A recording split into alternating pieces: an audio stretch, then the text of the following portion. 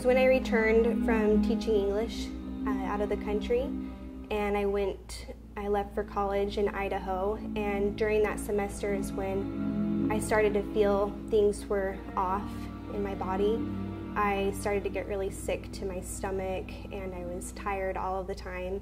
Just cramping and sharp pains, and food just seemed to make it worse. And then a month later is when I started having, my symptoms started to get worse, and to the point where I was completely dysfunctional, and I'd have these reactions that would start happening out of the blue. My skin would just be itching and burning, and I'd lose control of my bodily functions, and I'd be too dizzy to stand.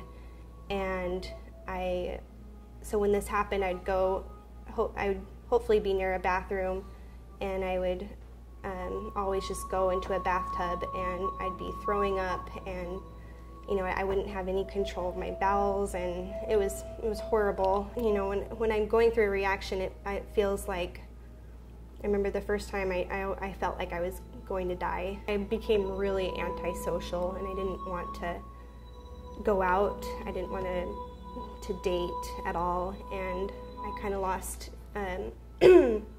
contact with my friends, and they would call me and ask how I was doing, but a lot of the times I wouldn't return calls just because I really turned myself inward at some points. It's just so frustrating, and a lot of the times I would feel like, I just want to give up, and I just felt so stupid, and just alone.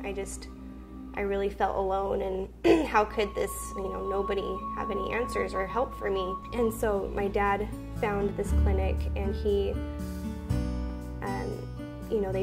they treat Lyme disease, and he explained some of the things that happened with me that were happening, and it was an answer to our prayers, because we kept trying to find any place that could help us, and praying during this entire time, and